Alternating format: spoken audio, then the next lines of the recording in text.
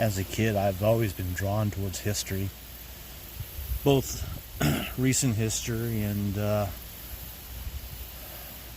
ancient history. How they did things. How did they get to a certain point? And one of the first big things was the ability to control and manipulate fire in order to either kill parasites in your food or enhance the flavors of food by cooking it. I guess a lot about how that happened, but I, for one, I'm of the opinion that we've been here much longer than with the established belief that we've been here as a fully humanoid type or entity.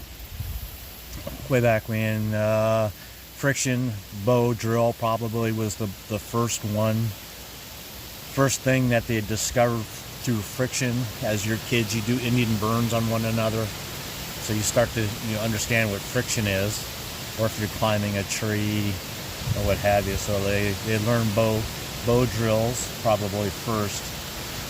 And then they got into like 5,000 years ago, or even further back than that, because there's probably old hat at that time. Woodsy the Iceman, he lived about 5,000 years ago. And on him,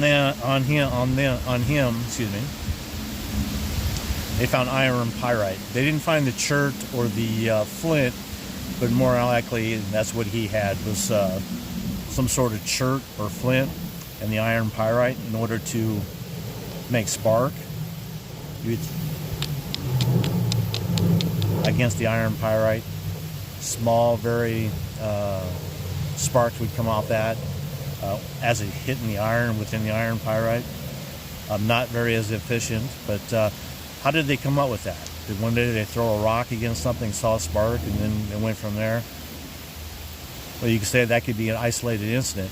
This stuff advanced or developed all throughout the world at different time periods, unconnected and unrelated. So you think about that. Fast forward from there, you go into the Roman times. Romans, they had already gone through the Copper Age, the Bronze Age, and then the steel. They had mild steels and flint steel. You can still do that and get a much hotter spark with less and less effort. And we used all that up to almost our modern age. We were doing this in 1800s. And before the advent of sulfur matches, stick matches, and what have you. In the big scheme of things, this was yesterday. We come into this world and we're conditioned to think a certain way, take for granted everything we have. But this world's been here, and it's a geological fact that things have been wiped out many times and started over. Not many parents take their children and enroll them in either Cub Scouts, Boy Scouts, and then so on. That's becoming less and less. But I think primitive stuff, it should be a cornerstone. You build from there. It's fun. It's fun to build your own kits to your own preference. But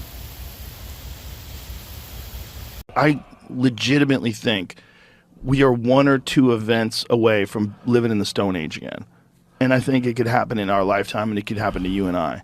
Like, I'm really convinced that the fabric of society is way more fragile than anyone appreciates. Yeah.